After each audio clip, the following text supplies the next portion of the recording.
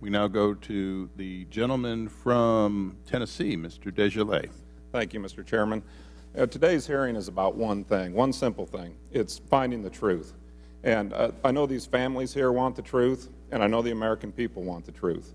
But yet, I listened to this questioning today, and there seems to be a real partisan feel to finding the truth, and I don't understand that. I mean, if you listen to the other side, you'd think it's time just to move on from this. They would agree with Secretary Clinton, right, that they would just say, what difference does it make? Well, some of the family members I talked to before this hearing, I guarantee this hearing makes a difference today. We want to know who made some of these decisions and why they made some of these decisions. The only encouraging part that I heard from the other side is that they feel that you all should be protected. Your ability to testify here and your desire to testify here should be protected, so that's good. And I want you to know I really appreciate you all being here. It does matter. It matters to a lot of people. Mr. Hicks, after your visit with Congressman Chaffetz, or Congressman Chaffetz's visit, did you feel any kind of shift in the way you were treated? Yes, again, I did. When Assistant Secretary Jones visited shortly after, prior to the visit, Assistant Secretary Jones had visited, and she pulled me aside and again said I needed to improve my management style and indicated that people were upset. I'd had no indication that my staff was upset at all, other than with the conditions that we were facing. Following my return to the United States, I attended Chris's funeral in San Francisco, and then I came back to Washington. Assistant Secretary Jones summoned me to her office, and she delivered a blistering critique of my management style. And she even said, I exclaimed, "I don't know why Larry Pope would want you to come back." And she said she didn't even understand why anyone at Tripoli would want me to come back. But yet, right after the attack and before the attack, you had all kinds of praise for your leadership. You got a call from Secretary Clinton. You got a call from the President praising you for your service and how you handled things.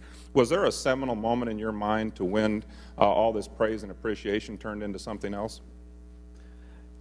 In hindsight, I think it began after I asked the question about Ambassador Rice's statement on the TV shows. Mm-hmm.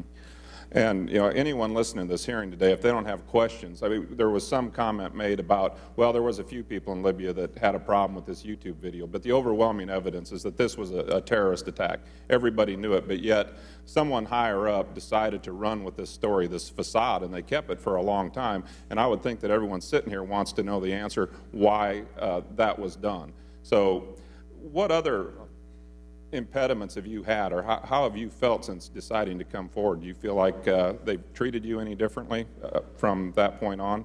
Well, after I was angry with the way I'd been criticized, I thought it was unfounded. I felt like I'd been tried and convicted in absentia, and but I decided I was going to go back and try to redeem myself in Tripoli. What is your job right now?